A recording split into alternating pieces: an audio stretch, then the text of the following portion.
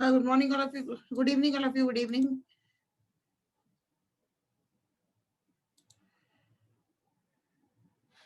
दिव्या शर्मा, पूजा कुमावत, सृष्टि गोयल, अनुष्का गौतम, पिंकी चौधरी, ज्योति सेन भी आ गई, ज्योति मीणा, रुचि कुमारी मीणा।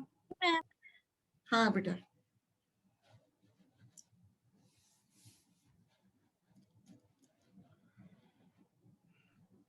आज क्रोमोसोम स्ट्रक्चर करेंगे बेटा।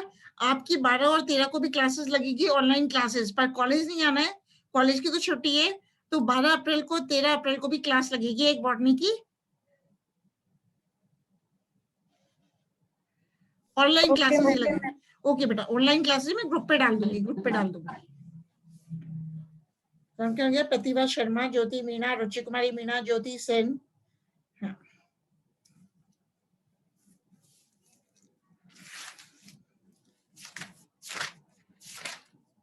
क्योंकि बेटा आपके फिर एग्जाम की डेट आ गई ना, इसलिए आजकल ये वाला लेंगे। ऋषिता कलाल भी आ गई, दिव्या शर्मा, पूजा कुमावत, ऋषिता कलाल।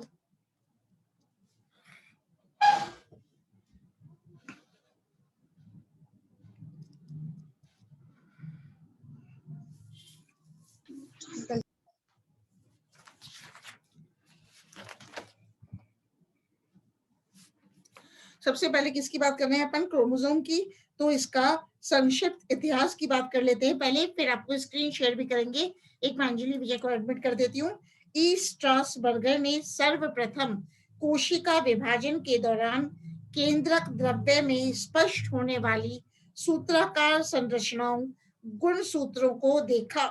इसी प्रकार डब्ल्यू वाल्डेयर ने इन संरचनाओं को क्रोमोसोम्स नाम दिया, क्योंकि ये संरचनाएं क्षारीय रंजकों से रंग जाती हैं। ये संरचनाएं क्षारीय रंजकों से रंग जाती हैं। इसी प्रकार डब्ल्यू.एस. सटन ने इनको आनुवंशिक पदार्थ को एक पीढ़ी से दूसरी पीढ़ी में ले जाने वाले वाहकों के रूप में माना। लता वर्मा को भी एडमिट कर देते हैं और निकिता चौधरी को। ठीक है, इसी प्रकार बेटा हॉफ मिस्टर ने इन्हें मतलब गुण सूत्रों को ट्रेडस्केंशिया की परागकण मात्र कोशिकाओं में देखा। तो अब मैं आपके साथ स्क्रीन शेयर कर रही हूँ। Shape and size of chromosome अपन पढ़ते हैं। क्रोमोसोम के मतलब किसके बारे में बात करेंगे? आकृति एवं आमाप के बारे में। क्रोमोसोम की पहले तो आकृति एवं परिमाप, shape and size of chromosome. तो गुणसूत्र छड़नुमा, गुणसूत्र कैसे होते हैं? छड़नुमा, पतले पतले, सूत्राकार इलास्टिक तथा संकुचित होने वाली संरचना है। ये कोशिका की मतलब क्रोमोसोम्स गुणसूत्र कोशिका की अंतरावस्था में क्रोमेटिन फाइबर्स के रूप में दिखाई देते हैं, किंतु विभाजन की मेटाफेज मध्यावस्था में गुणसूत्र स्पष्ट रूप से दिखाई देते हैं। तो इस अवस्था में गुणसूत्र 0.1 माइक्रोन से 30 माइक्रोन तक लंबे होते हैं तथा 0.2 माइक्रोन से 2 माइक्रोन व्यास वाले होते हैं।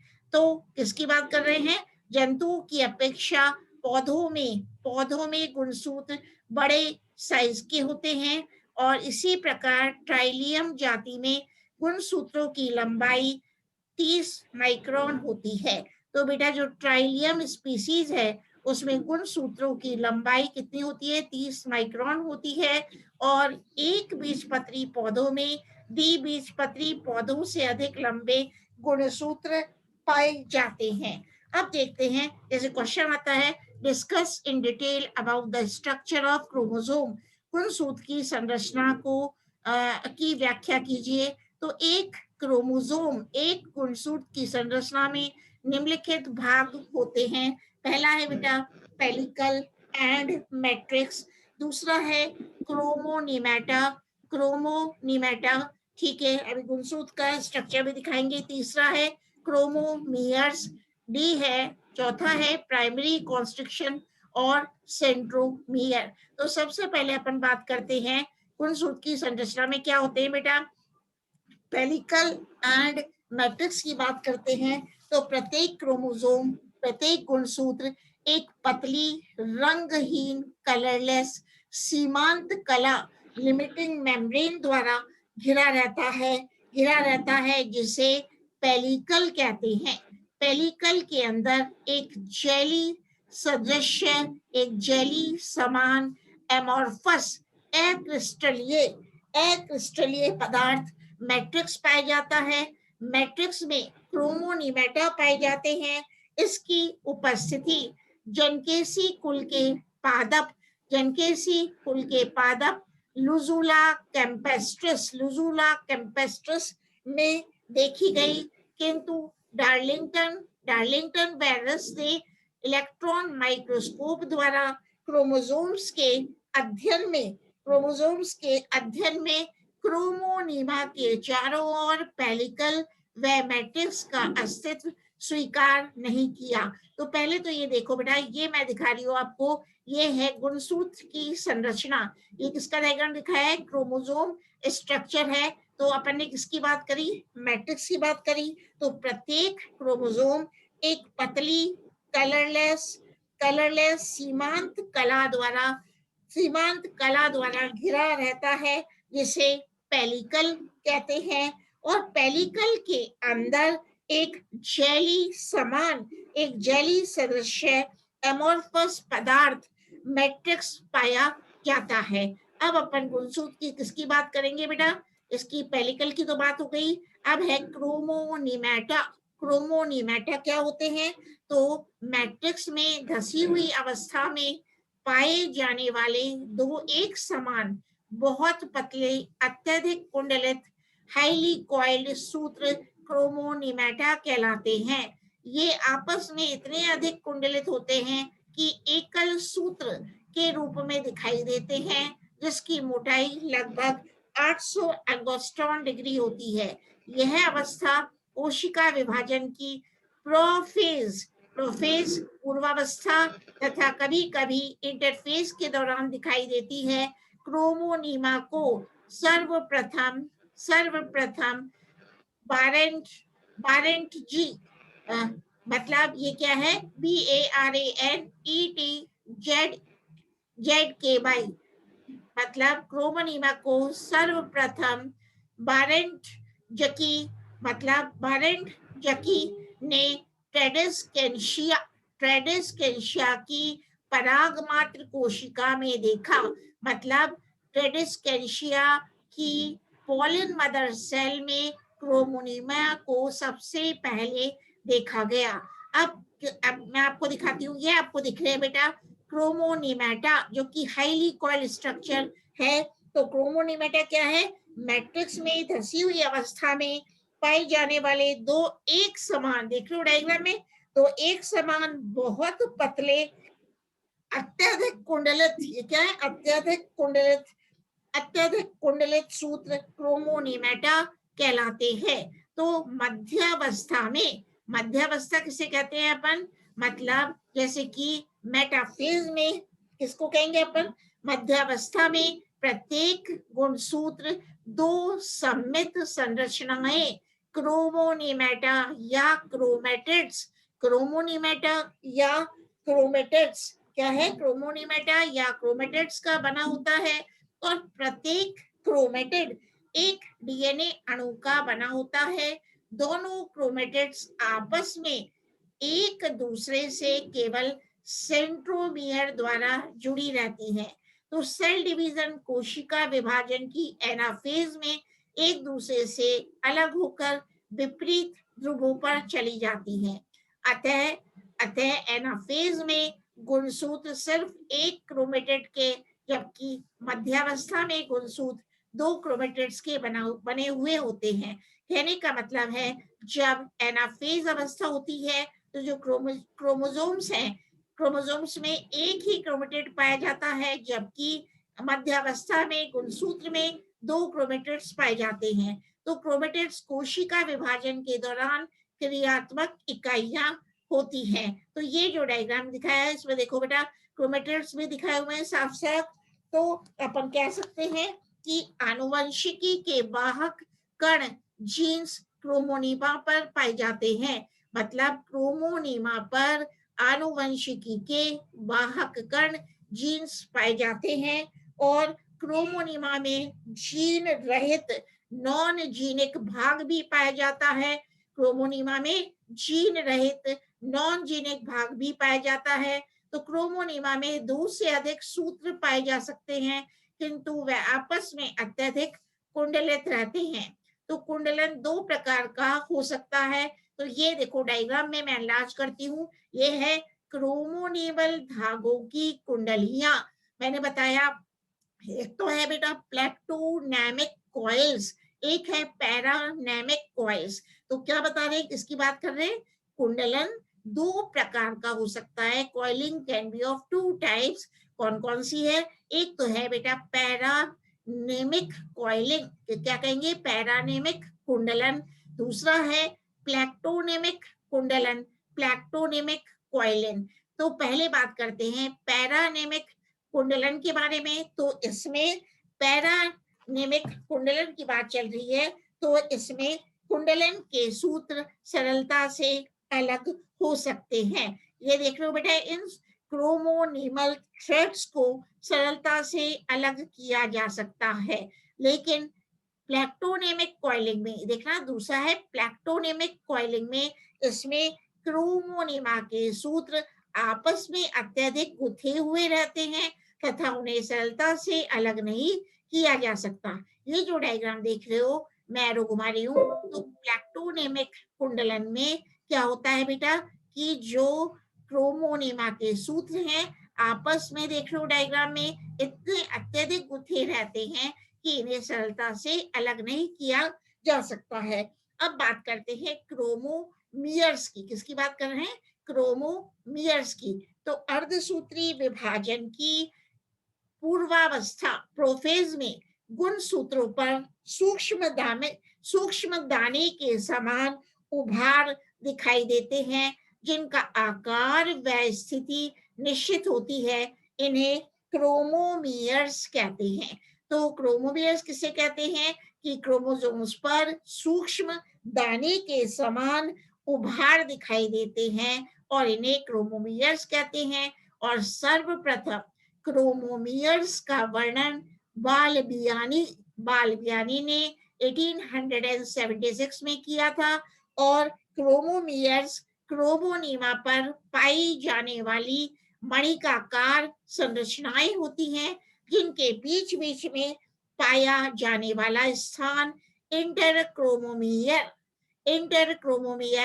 कहलाता है। ऐसा माना जाता है कि क्रोमोमियर्स में अधिक मात्रा में न्यूक्लिक एसिड्स व प्रोटीन के संश्लेषण व उन्हें इकट्ठा करने की क्षमता होती है। तो इलेक्ट्रॉन माइक्रोस्कोप द्वारा देखने पर क्रोमोमियर्स क्रोमोनीमा के लोकलाइज्ड स्थानीकृत वलन कॉइलिंग से उत्पन्न होने वाली संरचनाएं दिखाई देती हैं और क्रोमोनीमा पर इनकी संख्या सहस्त्रों में हो सकती है। अब बात करते हैं प्राइमरी कॉन्स्ट्रिक्शन और सेंट्रोमियर। तो ये डायग्राम में अपन देखेंगे गुणसूत्र बिंदु की संरचना क्या होती है। तो इसकी बात करते हैं अपन, इसकी प्राथमिक संकीर्णन या सेंट्रोमियर।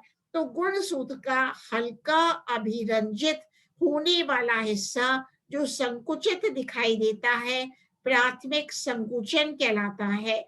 तो प्राइमरी कॉन्स्ट्रिक्शन पर सेंट्रोमियर या काइनेटोकोर पाया जाता है और इसकी भित्ति कांस्टेंट होती है तथा ये गुणसूत्र की विशिष्टता है। तो प्राथमिक संकुचन, प्राइमरी कॉन्स्ट्रिक्शन ही गुणसूत्र की आकृति निर्धारित करता है। गुणसूत्र की दोनों भुजाएं इसी पर आकर मिलती हैं। इनमें पुनरावृत्ति डीएनए भी पाया जाता है, जिससे जिसे सेंट्रोमियरिक हेट्रोक्रोमेटिन कहते हैं। तो गुणसूत्र के दोनों क्रोमोनिमा इसी स्थान पर एक दूसरे से जुड़े रहते हैं। तो कोशिका विभाजन के दौरान मेटाफेज में मध्यावस्था में गुणसूत्र तर्कु तंतुओं से इसी स्थान द्वारा जुड़े रहते हैं। तंतुओं पर गुणसूत्र की गति के लिए सेंट्रोमियर आवश्यक होता है। यदि गुणसूत्रों के हिस्से सेंट्रोमियर रहित हो तो वे तर्कु तंतुओं पर गति प्रदर्शित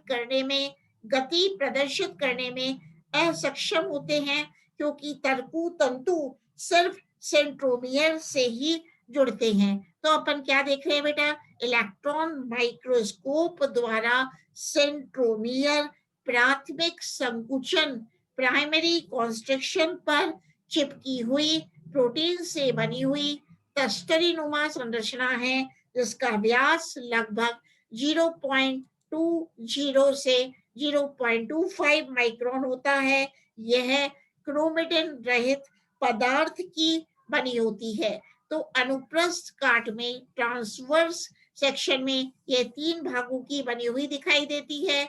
एक तो है, पहला है बेटा 30 से 40 नैनोमीटर मोटी सघन उत्तल बाह्य परत, जिस पर तर्कु तंतुओं की सूक्ष्म नलिकाएं संलग्न रहती हैं तथा इसे भेद कर क्रोमेटिन फाइबर से जुड़ी रहती हैं।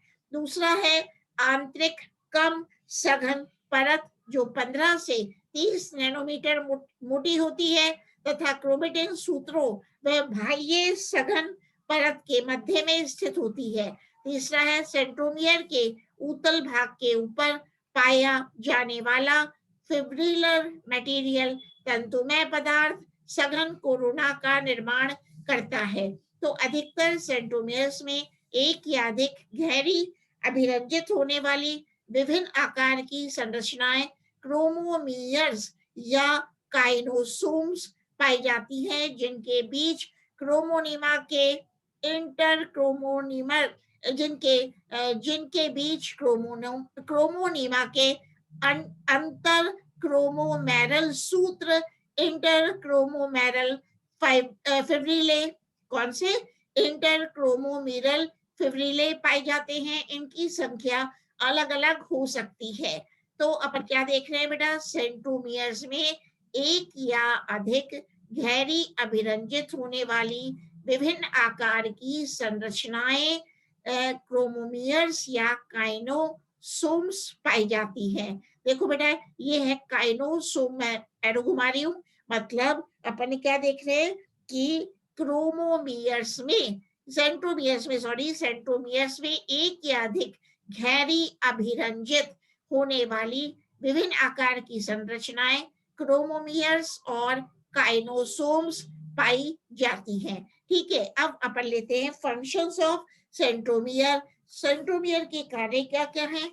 क्योंकि तर्कु तंतुओं की सूक्ष्म नलिकाएं सेंट्रोमियर से ही जुड़ती हैं, अतः सेल डिवीजन कोशिका विभाजन के दौरान गुणसूत्रों की गति को सेंट्रोमियर ही सहायता प्रदान करती है। दूसरा है तर्कु तंतुओं का निर्माण माइक्रोट्यूब्यूल्स से होता है। सूक्ष्म नलिकाएं ट्यूब्यूलिन नामक प्रोटीन से बनी होती हैं। सेंट्रोमियर ही ट्यूब्यूलिन निर्माण के केंद्र होते हैं। अब अपन किसकी बात करते हैं कि गुणसूत्रों पर सेंट्रोमियर, इसको स्टॉप कर देती हूँ अभी। ठीक है, गुणसूत्रों पर सेंट्रोमियर की उपस्थिति, संख्या व अनुपस्थिति के आधार पर क्रोमोसोम्स को निम्न प्रकारों में विभाजित किया जा सकता है।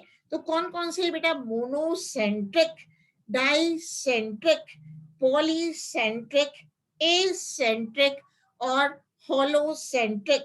तो मोनोसेंट्रिक का मतलब क्या है? इन गुणसूत्रों में प्रत्येक पर केवल एक ही सेंट्रोमियर पाया जाता है। मतलब जिन गुणसूत्रों में, जिन क्रोमोसोम्स में एक ही सेंट्रोमियर पाया जाता है, उन्हें मोनोसेंट्रिक कहते हैं। अब है डाइसेंट्रिक का मतलब क्या है? जब प्रत्येक गुणसूत्र में 2 सेंट्रोमियर्स पाए जाते हैं। डाइसेंट्रिक का मतलब है प्रत्येक गुणसूत्र में जब 2 सेंट्रोमियर्स पाए जाते हैं तो इन्हें डाइसेंट्रिक क्रोमोसोम्स कहते हैं। इसी प्रकार बेटा है पॉलीसेंट्रिक क्रोमोसोम्स। कौन सा है?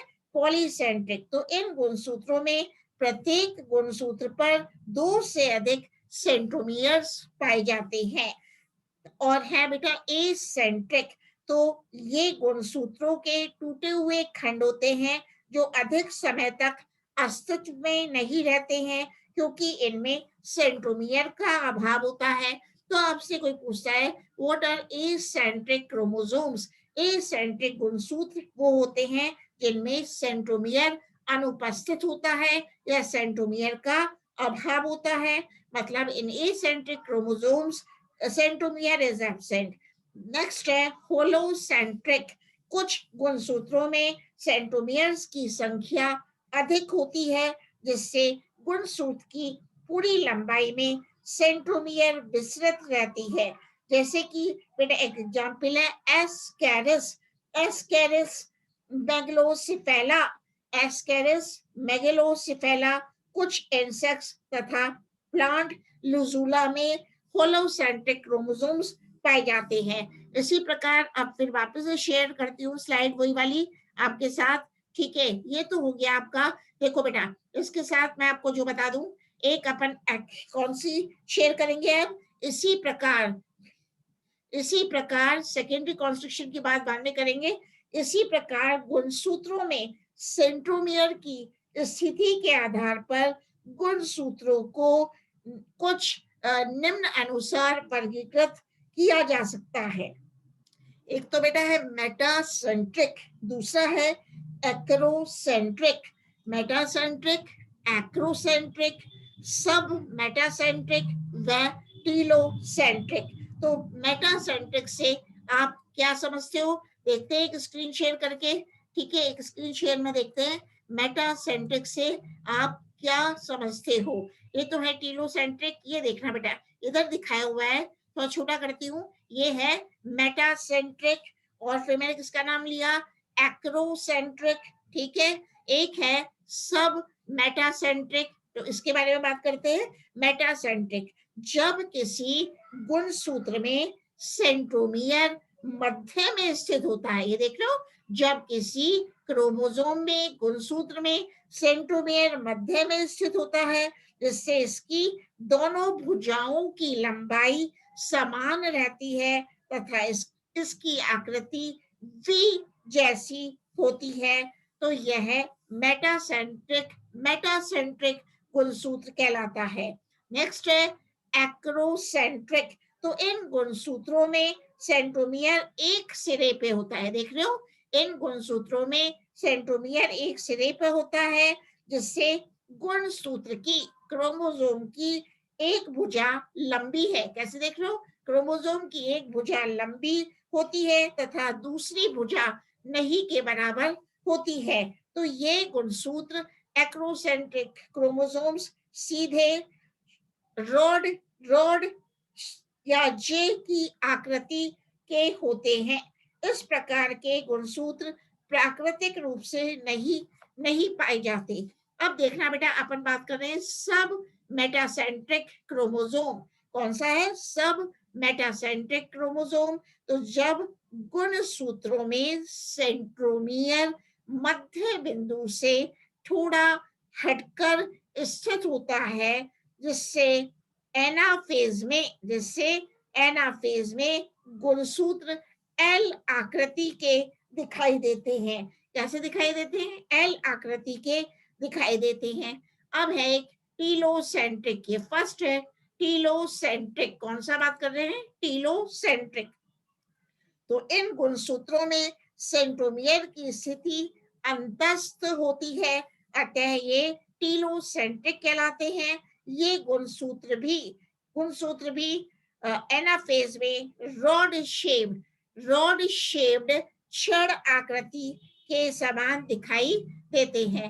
अब किसकी बात करते हैं अपन, सेकेंडरी कॉन्स्ट्रिक्शन, मतलब द्वितीयक संकीर्णन की बात करते हैं। तो किसी जाति विशेष की कोशिका के केंद्रक में केवल दो गुणसूत्रों में प्राइमरी कॉन्स्ट्रक्शन के अतिरिक्त एक या अधिक द्वितीयक संकीर्णन सेकेंडरी कॉन्स्ट्रक्शन पाए जाते हैं। इनकी गुणसूत्रों में एक निश्चित स्थिति होती है। और सेकेंडरी कॉन्स्ट्रक्शन दो प्रकार के होते हैं। एक तो है बेटा सेकेंडरी कॉन्स्ट्रिक्शन फर्स्ट, द्वितीयक संकीर्णन फर्स्ट तथा द्वितीयक संकीर्णन सेकेंड। तो अपन बात करते हैं सेकेंडरी कॉन्स्ट्रिक्शन फर्स्ट की, तो इसे न्यूक्लियोलस ऑर्गेनाइजिंग रीजन, इसे केंद्रिक संगठक स्थल, न्यूक्लियोलस ऑर्गेनाइजिंग रीजन भी कहते हैं। और कोशिकीय चक्र के दौरान इंटरफेज में सेकेंडरी कॉन्स्ट्रिक्शन फर्स्ट, यह स्थल केंद्रिक न्यूक्लियोलस का निर्माण करता है। तो याद क्या करोगे, सेकेंडरी कॉन्स्ट्रिक्शन फर्स्ट केंद्रिक न्यूक्लियोलस का निर्माण करता है। इस भाग में क्रोमेटिन अकुंडलित होता है तथा हल्के रंग का अभिरंजित दिखाई देता है। हेटेरोक्रोमेटिक है ना, इसको कहेंगे अपन हेटेरोक्रोमेटिक। यह केंद्रीय डीएनए की कुल मात्रा का लगभग 0.3% ही होता है। तो इस क्षेत्र के डीएनए में रिपीटेटिव क्षारक्रम होते हैं, रिपीटेटिव सीक्वेंसेस होते हैं। यह भाग आरएनए के लिए कोड करता है। तो ये देखो बेटा, ये secondary constriction first and second दिखाएं। ये तो है बेटा सेकेंडरी कॉन्स्ट्रिक्शन सेकेंड, और ये है सेकेंडरी कॉन्स्ट्रिक्शन फर्स्ट। ये है सेकेंडरी कॉन्स्ट्रिक्शन फर्स्ट और ये है प्राइमरी कॉन्स्ट्रिक्शन। तो कुछ गुण सूत्रों में, कुछ क्रोमोसोम्स में सेकेंडरी कॉन्स्ट्रिक्शन फर्स्ट से आगे सिरे का गोलाकार अथवा लंबवत भाग सैटेलाइट बॉडी या ट्रेबेंट कहलाता है। तो सैटेलाइट बॉडी किसे कहते हैं बेटा, ये देखो क्या बोला मैंने, कुछ क्रोमोसोम्स में सेकेंडरी कॉन्स्ट्रिक्शन फर्स्ट से आगे सिरे का गोलाकार, कैसा है, गोलाकार अथवा लंबवत भाग सैटेलाइट बॉडी या ट्रेबेंट कहलाता है। तो डायग्राम में क्या देख रहे हो, सेकेंडरी कॉन्स्ट्रिक्शन फर्स्ट है, तो उसके आगे सैटेलाइट बॉडी है जिसे ट्रेबेंट भी कहते हैं। यह गुणसूत्र की मुख्य काय मेन बॉडी से क्रोमेटिन के बने पतले कोमल बहुत हल्के अभिरंजित होने वाले तंतु द्वारा जुड़ा रहता है। वे गुणसूत्र जिनमें सैटेलाइट बॉडी होती है सेट गुणसूत्र SAT सेट क्रोमोसोम्स कहलाते हैं। ठीक है, अब अपन बात करते हैं, मतलब वह गुणसूत्र जिसमें की सैटेलाइट बॉडी होती है सेट गुणसूत्र कहलाते हैं। तो सेट का फुल फॉर्म क्या है बेटा, साइनो एसिडो थाइमिनो न्यूक्लिनिको। सेट का फुल फॉर्म क्या है, एस का है साइनो, ए का एसिडो, टी से मतलब है थाइमो न्यूक्लिनिको। ठीक है, अब अपन बात करते हैं सेकेंडरी कॉन्स्ट्रिक्शन 2 की, मतलब द्वितीयक संकीर्णन 2 की, मतलब सेकेंडरी कॉन्स्ट्रिक्शन सेकेंड की। तो ये गुण सूत्रों के खंडों में टूटने व पुनः संयोजित होने से बनते हैं। यह भी गुण सूत्र में विशेष स्थान पर पाए जाने वाले व बहुत कम अभिरंजित होने वाले स्थल हैं। अब बात करते हैं, लास्ट है टीलोमियर, जो कि आपको कहाँ दिख रहा है, ये है बेटा डायग्राम में टीलोमियर, जो कि डायग्राम में स्पष्ट दिखाई दे रहा है। तो टीलोमियर क्या होता है कि गुणसूत्र भुजा का अंतिम सिरा टीलोमियर कहलाता है। टीलोमियर शब्द म्यूलर ने 1938 में दिया था। तो अपन फिर से एनलार्ज करते हैं, एक बार डायग्राम को मैं दिखा देती हूँ आपको। टीलोमियर की बात चल रही है बेटा, ये एनलार्ज कर रही हूँ। टीलोमियर गुणसूत्र भुजा का अंतिम सिरा टीलोमियर कहलाता है। और टीलोमियर शब्द म्यूलर ने 1938 में दिया था। किसने दिया था, टीलोमियर शब्द म्यूलर ने 1938 में दिया था। यह गुणों में अंतरालीय क्रोमोमियर से अलग होता है। एक टीलोमियर दूसरे टीलोमियर या गुणसूत्र के टूटे हुए सिरे से जुड़ नहीं सकता।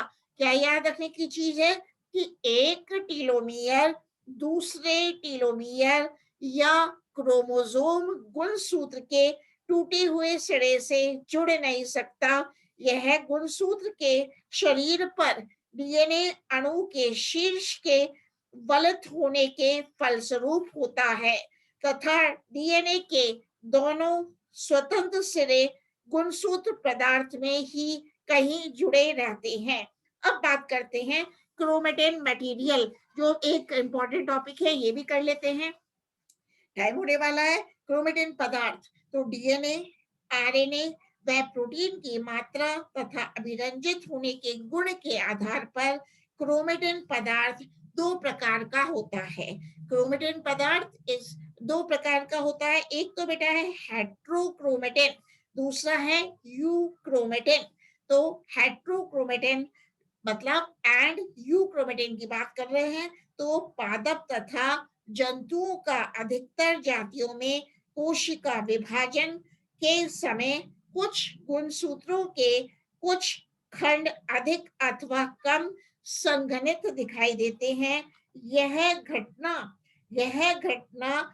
हिटेरोपिक्नोसिस हिटेरोपिक्नोसिस कहलाती है।